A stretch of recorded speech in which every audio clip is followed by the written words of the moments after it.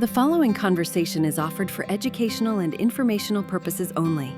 It is not intended as medical, legal, or therapeutic advice, nor as a substitute for professional care.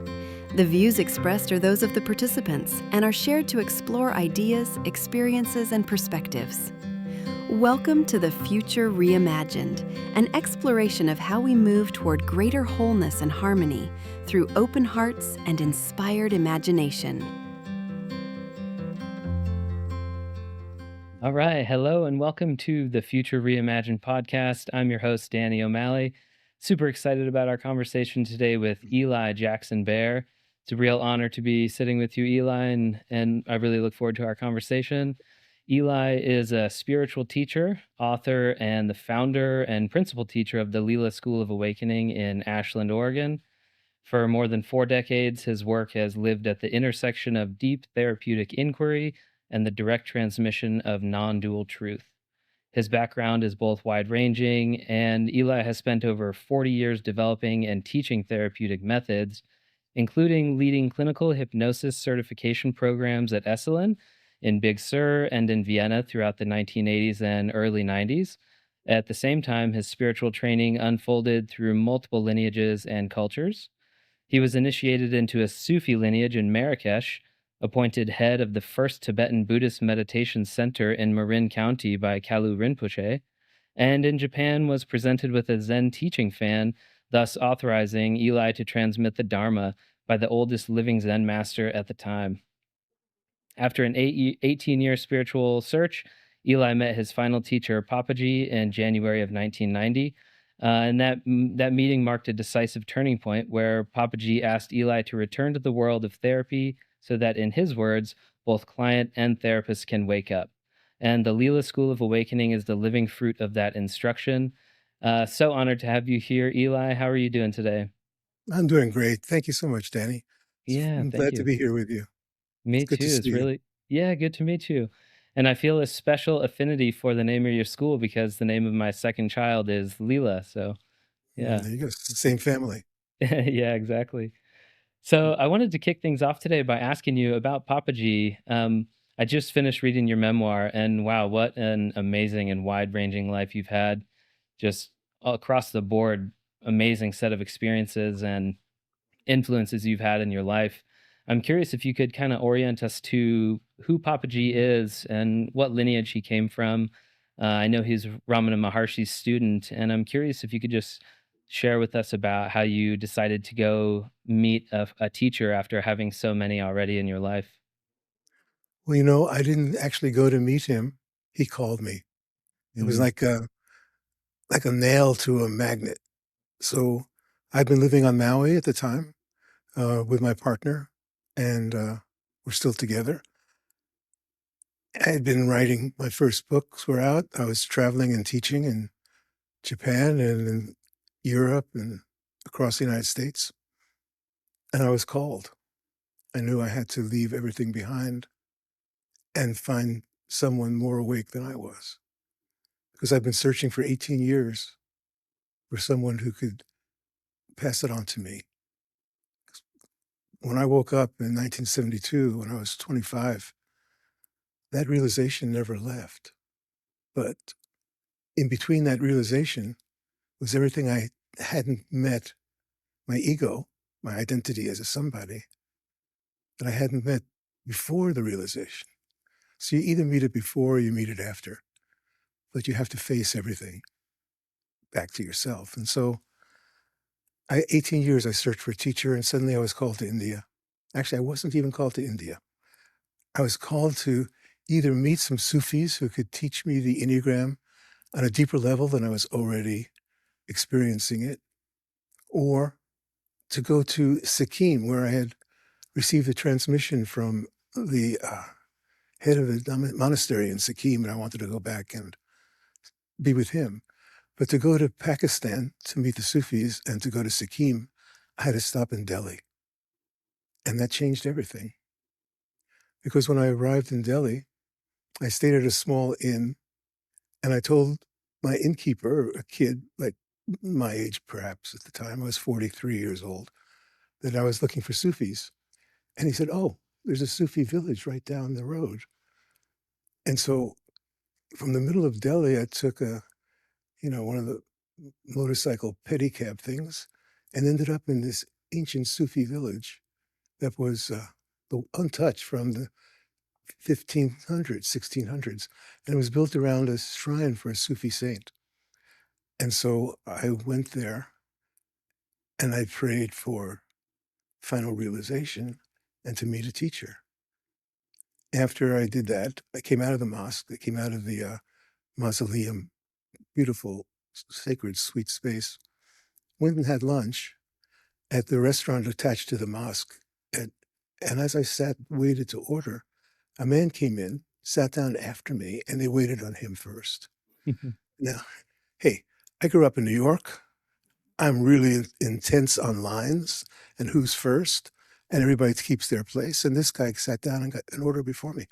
Now, my back was to him. I didn't see him, but that was the first energy that came up. But I didn't touch it, I just sat there. But he felt it. And he said, "Excuse me, may I join you for lunch?" And I said, "Of course, please." And he turns out he was a government minister in textiles. He was only in town for the day. And his sister wrote books about the Sufis, and he could tell me where to find them. And he said, okay, he's going to go back to his hotel. He'll send me the list, and then I can come and meet him in Lucknow to get more. These are just the ones he knew off the top of his head. And he gave me a list of half a dozen names of the head of the Naqshbandi Sufis in Old Delhi, the people on the Gangetic Plains. And I went around and I met all these people, and none of them were what I was looking for. So I went to Lucknow to meet him and get more names. And I found out that a student of his that I knew, Andrew Cohen, had written a book about his teacher. And I saw Andrew Cohen, and I saw that his teacher was real. And he said his teacher was in Lucknow. And I thought, well, while I'm here, I'll try to find him. Well, I didn't know his name. I didn't know how to get in touch with him. But I went back to when I got there in Lucknow, I called my partner, which was from India in those days, was a 5-hour ordeal. And you were speaking underwater and barely could understand each other. But she told me his name was Punja. Okay, so how do I find Punja in Lucknow, a city of 2 million people or 6 million people, I forget. And I went to the phone book, but the pages for P were torn out. So then I went up onto the roof of my hotel. My hotel was an old palace from the days of the Mughals. And it was run down. These serving people were there when they were still servants of the Shah, whoever was in charge. But now they're paid employees. They're in their 90s. Really old place. And the telephone was from the 1920s. So I went up onto the roof and I smoked a joint and I called for a sign. And I sat there, meditation on the roof of this old palace. And I saw what looked like a black piece of garbage, like a square black piece of garbage kind of floating up on an air current. And then it seemed like it moved. It wasn't just floating, it had volition. It moved, and that shocked me. And then a red piece of garbage floated up. And the two of them started dancing together. And I knew that's where he is. I have to go over there. And I made my way over there. And there were kids flying kites from the roof of his place. I knocked on the door. And some man opened the door and said, "Come in, he's waiting for you." And how could he be waiting for me? I didn't even know his name. And so I came in and I went upstairs, tiny little house, went up the stairs to his bedroom. There was room for a chair in his bed. And he asked me to sit on his bed with him. And I sat on his bed with him. I looked into his eyes and I knew it was over. I was looking at my own self, looking back at me, loving, open, and it was finished. I knew I was with my final teacher. And so that's how I met him. He Mm. was a devotee of Ramana Maharshi, and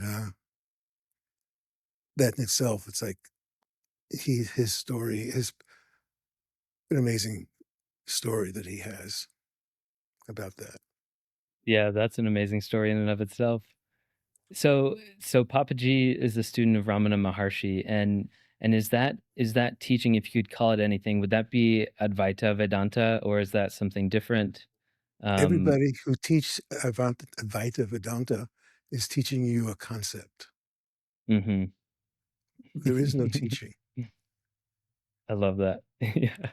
It's I true. love that. Yeah. My Yeah, teacher said a true teacher has nothing to teach, and a true student has no head. I love that.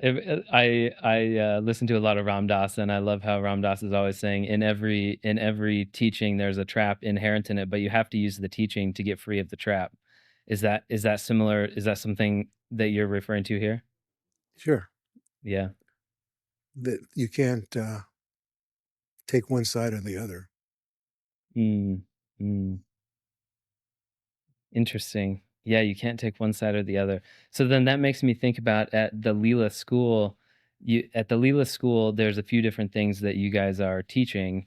There's the True Friend method, there's the Enneagram, and pathways to facilitatorship for psilocybin. How is that?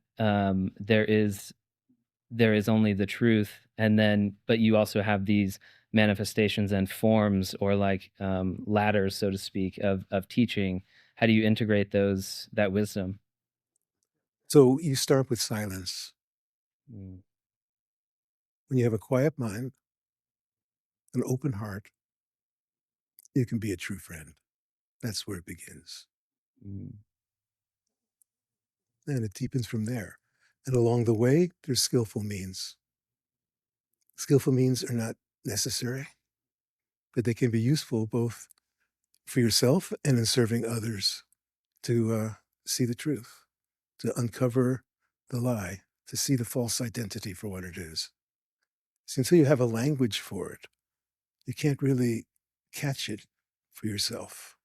So there's stuff running subconsciously that you don't name, and you may feel it in some way or not even notice it at all.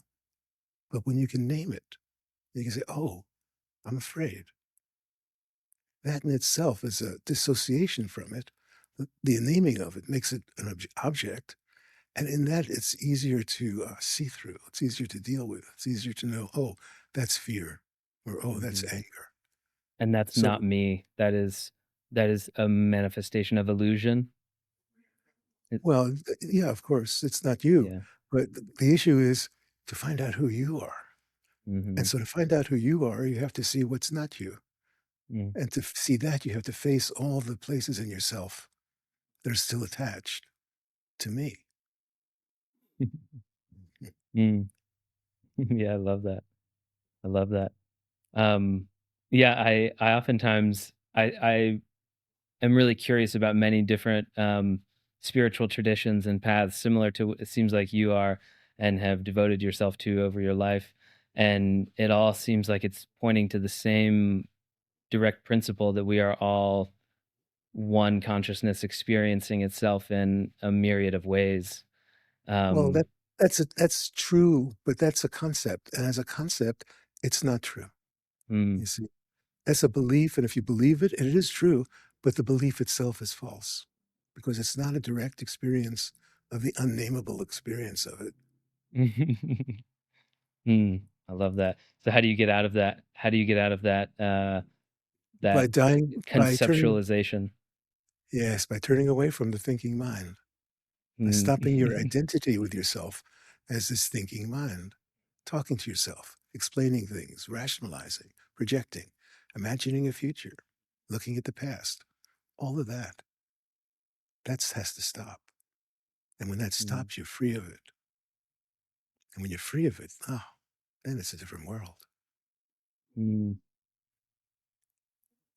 I love that. Yeah, thank you. Thank you for that. Oh, sure. So So I'm also really curious about the Enneagram. I'd love if you could go into how the Enneagram has influenced you over the years, and how we can use the Enneagram as a tool for awakening, even though I'm speaking in, conceptual terms here. Yeah. I, Well, t- I hey, Danny, here's how I see it, man. There's three levels of working with someone if you're a therapist and they're a client.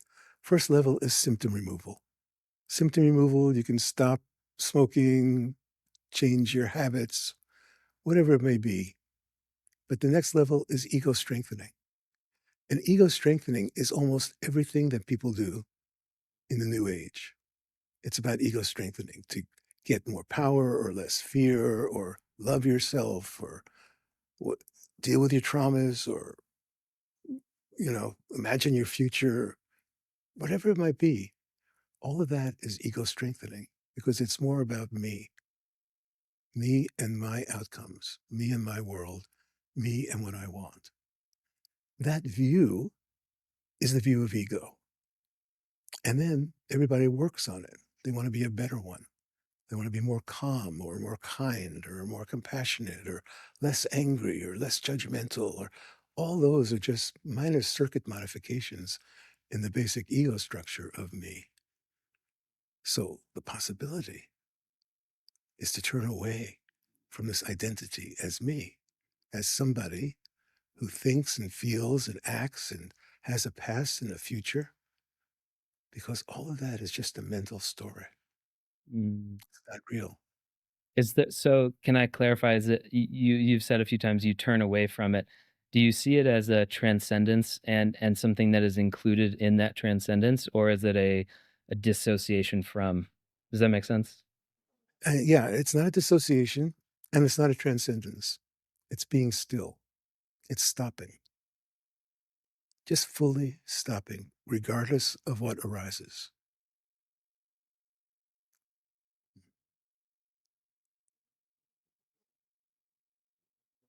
Mhm.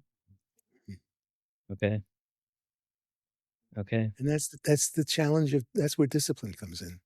Mhm. That's where you become a disciple. If you become a disciple of silence and truth, you give your life to it. Mm. Then you notice where you're slacking off and you stop. You tell the truth about that. If what you love is truth, and you do, that's why we're here together. Mhm. Mm. Yeah. So you were saying there's symptom removal. There's 3 ways about it. There's symptom removal, then Ego there's strength, ego strengthening, and what was the 3rd one? ego transcendence. Ego transcendence. Mm. And how is that couched in the Enneagram? How does the Enneagram reveal those things to us? The Enneagram is the most brilliant teaching I've ever experienced for the structure of ego. Mm. It shows you the structure of ego on every level. It's mind blowing. From the grossest to the most subtle, from the emotional, the physical, the mental. It tells us what's going on, shows us the machinery, shows us the traps, and shows us the exit, the way out of it. That's the way I teach it. Mm. Most Enneagram is Enneagram of personality. Enneagram of personality will never do that. Is that the Enneagram I've taken is the Riso Hudson Enneagram. Exactly. That's Enneagram of Okay. personality. Okay, I see. Yeah, and I remember even when I was taking it, it was saying, "Don't get too caught in your primary type." But it was hard not to because I was the number 5 and I ranked so highly as the investigator, and I was just shocked at how well it seemed to reveal certain things about my personality. So, okay, so the Enneagram of personality is different because it's not as in-depth or it's not as liberating or something else? It's not in depth and it's not liberating. That's right. Mm, mm, It's about personality. mhm, Personality is just how your genetics meet your environment. mhm, And that creates a personality. You have your way of moving through the world. Some people are aggressive and some are shy and some are whatever it is. And those personality traits are just genetics gets molded into the environment. Environment molds the genetics into a personality. That has nothing to do with liberation. That's just how the animal functions. That's more about animal husbandry. So the Enneagram of liberation, or the Enneagram of character fixation, I started out calling it the Enneagram of character fixation, and now I call it the Enneagram of liberation Mm. after I'm meeting my teacher. And it's the way to see yourself by seeing who you believe yourself to be and realizing it's not true. But you have to meet it. You can't just conceptualize it away. And that's what Mhm. the Enneagram gives. The Enneagram gives you a map of ego, Mhm. simply. Mm. Yeah. Oh, I really love what you're speaking to here. And it makes me think a lot about something I've been thinking a lot about is the concept of free will. And in your book, in your memoir, you have a quote that really struck me and gave me pause. And I thought about it for a couple days about free will and realizing the illusion of free will and that we are instead riding this wave. Can you speak to that? What is your perspective on free will and where do Well, we it's like go? just, if you just imagine, you said riding the wave. Well, just imagine we're all little baby fish in the ocean, and the wave picks us up, and the wave brings us back down. And one says to the other, well, I think I'm going to go up again.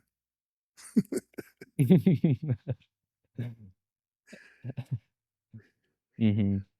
But as a fixated identity, every fixation believes they're in charge, they're in control, or they should be, or they want to be.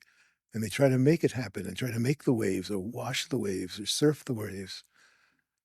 And that's just the ego getting in the way. Mhm. Because And so when the ego is out of the way, there's no problem. Everything flows quite nicely. for sure, for sure. And I understand these concepts oftentimes, philosophically and with my mind, and then I find myself being trapped day to day of like, "Oh, I was outside of it. Oh, I forgot," you know? And Exactly. I'm convincing myself that I do have all of this agency over my life. Um, right? Yeah.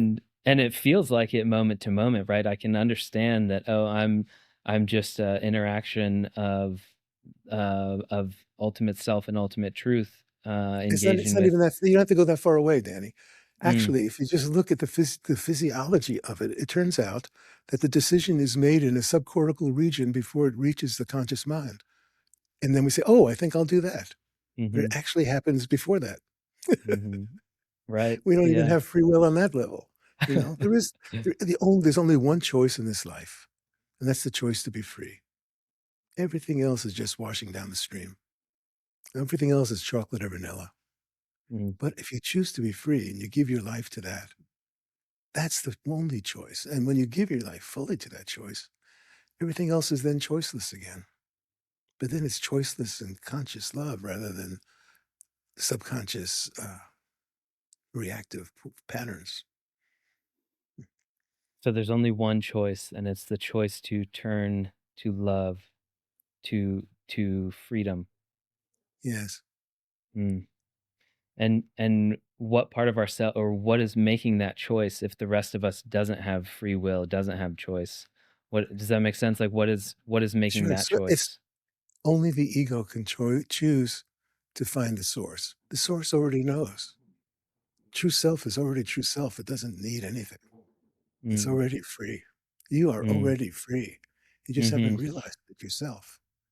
But to right. realize it yourself, you have to turn away from everything you think is real to find reality. Everything you Yeah. think is real. I oftentimes find myself in that place in a deep meditation or in a deep medicine journey, and it's like satori. It's like sitting in that non-dual state of not thinking about it, not even feeling free, just completely being in that state. And Yes. then and then like coming down, the act of coming down, like Ram Dass says, with every up there's a down. Um, really choosing to live, it's not a choice, I guess. It's just a freedom of choice to be in that state. Is that All states come and go. mm, Highs mhm, and lows come and go. What doesn't come and go is silence, mm, intelligence. consciousness doesn't come and go. So when you realize yourself as that, man, all the coming and going is your own Leela. Mhm. Totally. I love that. And it just seems so funny at that point. It seems so funny. It seems what I start finding myself doing is questioning why, like, what is this game all about if that's what it is. If it's so easy, it's so right there. Why is Well, it it's not so so, hard? it's simple, but it's not easy. Okay, yes, Because it, thank you for thank you. so yes, you can have the realization with the psychedelics. That's how I woke up, was with Mhm. LSD. LSD woke me up. I fasted for 3 days. My life was on the line. I was facing death, and I had to find an answer. And I fasted for 3 days and took 500 micrograms of window pain. And I woke up. And when I woke up, I left that life behind. I never went back. Everything. I left the identity. I left the everything was left in that space. I walked out of that space. And so integration, you could say, took 18 years till I finally met my teacher, because that's what I went off searching for. It Mm. took me 18 years from that moment to finding my teacher. And along the way, life happens and beautiful things happen. But essentially, it's all about set and setting and intention. So then, even when you come down, the state changes, but you don't change. And if you stay identified with yourself as silence instead of the experience of coming down, you don't change. Then, then everything changes and nothing changes.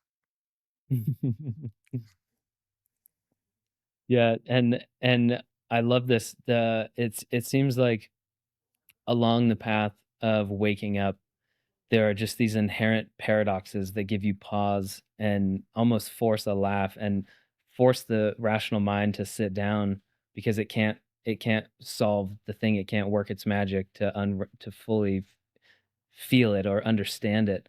Have you can you describe what paradox means to you? What paradox means to me, Yeah. nothing. Uh, mm, mm. Yeah, and also I noticed so many See, synchronicities in order to have a in paradox, Danny, you have to be identified on two poles mm,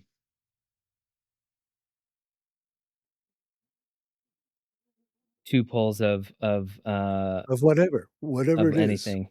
Whatever Yeah. you're calling your paradox has two things in it. Those are the Mhm, poles. That's where you're mhm, identified. That's where you believe it's an either or. It's not either or. mm, mm.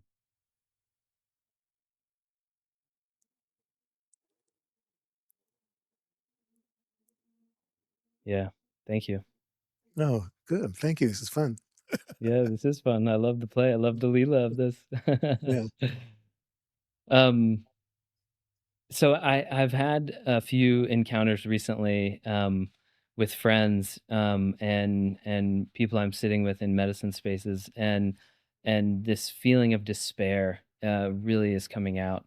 A lot of good. fear, and it seems to be a response to um, collective events that are happening in our culture and our world. What do you say to somebody who is just struggling in such a deep place of despair and It's hears really what good. you're saying? It's really good news.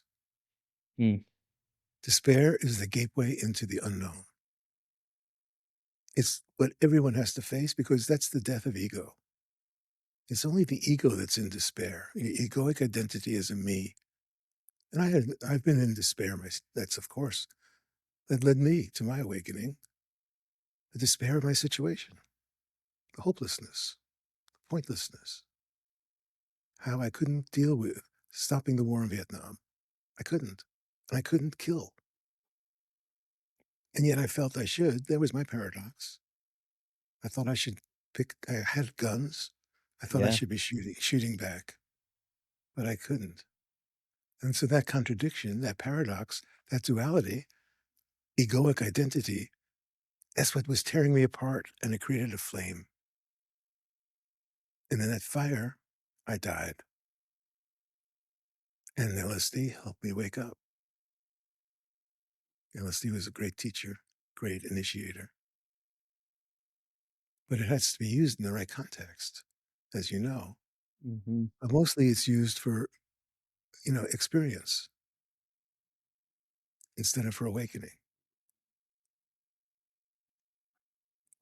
And that's okay, You can use it for whatever you want. I used it probably 50 times without any motivation of set and setting. I didn't know set and setting when I woke up, I just took it Mm-hmm. alone. That's how I'd usually take it, was alone on a mountaintop on the full moon. I did it that Mm-hmm. way so many times. But set and setting has to be, at that point, I wasn't facing my own death. So I had a different experience, different set and setting. So despair is really good news. It's a sign of spiritual maturity. It's a sign that you're seeing the truth of the situation. It Mm-hmm. is hopeless. It is despair. Despair is the root of every ego. This is what's avoided. This is why people take drugs, do puffers, whatever it is, you're avoiding despair by moving into some activity or experience or emotion or thought to not think it, to not feel it, to not experience it. But under despair is a black hole. That's even scarier because that's what despair is afraid of, the end of everything.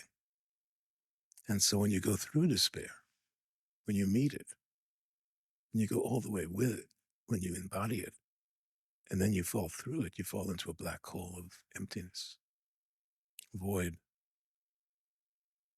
And under that is a deeper silence, a deeper emptiness. And that's home. That's what everyone wants. Mm-hmm. Because once you're home, you're certainly home. There's never a doubt. There's never a confusion. There's never a paradox. Mm-hmm. Your life will live out as it does, and your life could be more or less enlightened in the way you live it.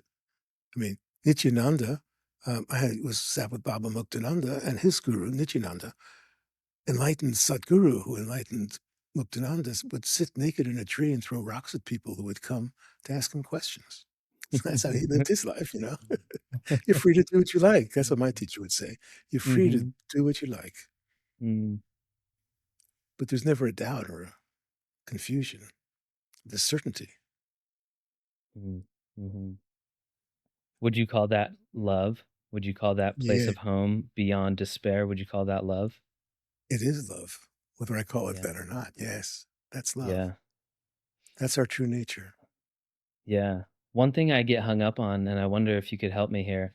I mentioned I was reading some A.H. Almas, and you mentioned you knew Almas back in the Berkeley days, and I'm reading his book Non-Dual Love, and I can't get outside of this. What it feels like a paradox, and I understand that, but it's like it feels like the term love, the concept. When I think of love and I feel it, it feels like a pole. It feels like there is something else on the other side of love, which is not that, or the absence of it, maybe hatred, or maybe even I don't know, That's right. fear. That's right. How is there a feeling of love in the ultimate non-dual state? It's not about a feeling. It's about a being. Feelings of love, as you said, can turn into feelings of hate or feelings of fear. Feelings of love come and go. It's the weather. And usually, almost always, love has to do with an object that you're loving. I love you. I love this. I love that. I love myself. There's always an object to it. And there's an expectation to get love back. I want you to love me. I want you to give me love. All of that is just animal husbandry again. Mm, It's love as a passing emotion, which is good. It's better to have love than to have hate, always. mhm, But that's relative and that will change. But the nature of yourself as love has to be realized, not believed, not read about. not thought about, but Mm. actually knowing it so deeply that you know without doubt, regardless. My teacher said, even if God himself comes down and tells you, no, you're not, you can have a good laugh at God. Mm. Oh, I love that. Yeah, yeah. On the topic of love, I'm wondering if you could share some stories about your partner Gangaji and share your story about your wedding vows. And that story was so profound to me about how you guys were in service to awakening and freedom. And if your relationship did not serve that, then the relationship was not. Can you speak to that a little bit? I've been so lucky. I'm married to a goddess. I never, ever expected it. I never wanted to be married. I let all my partners know immediately that I am not a monogamous animal. I don't see the point to it. I never wanted a family. I never wanted to settle down. Never wanted children. So I saw no point in long-term relationships. I saw marriage as a property contract, something that it's like owning somebody or anyway, so not interested. But she fell in love with me first, and then I fell in love with her. The moment I fell in love with her, we were living in West Marin in Bolinas, in this outlaw town in the 70s. One of the best times of my life up to that point. And we'd ride our bikes out into the hills. We were teaching Taoist yoga at the community center in the mornings. And we went out on a hike into Bass Lake and we got stoned and swam naked in the lake and made love in the sunny, warm grass. And I fell in love for the first time in my life. I was 28 years old. I'd had lots of affairs. I'd been married. I'd been in lust a lot, but never in love. It's a different quality. And it's lasted and deepened now for 50 years. And so at first she was my student. I was the enlightened one, as it usually starts out. But at some point it switched. She told me it's because I actually listen and pay attention to what you say. And she became my teacher. She had a deeper integrity than I did. She had a deeper wisdom. And I surrendered to her. I kissed her feet. And then when I finally met my teacher, Papaji, I told him my wife is the Sakura. He wanted to send me out to have satsang. I said, no, you have to meet my wife. And he named her Gangaji and sent her out into the world. And she's become a world teacher. And I'm Mrs. Gangaji now. And all our Beautiful. roles changed, all our roles changed. I started out for years. I was the one making the money. Then it switched and she was the one making the money. And then, I was the one who ran the show and we always did what I wanted to do. And then we each had independent lives and we each had our own foundation. So we've gone through all these permutations. We split up for a while. I had an affair, but it never touched the underlying truth of our relationship was based in love and truth. So all the circumstances changed in every way, but the love and the truth never changed. Mm. Yeah, thank you for sharing these stories. Sure. On pivoting a little bit, I'm curious what your perspective is on, the name of my podcast is the Future Reimagined. The your school, the Leela School, is engaging in psilocybin facilitator training, and I'm curious what the future of psychedelics looks like to you, and how that informs your approach to education at the Leela School.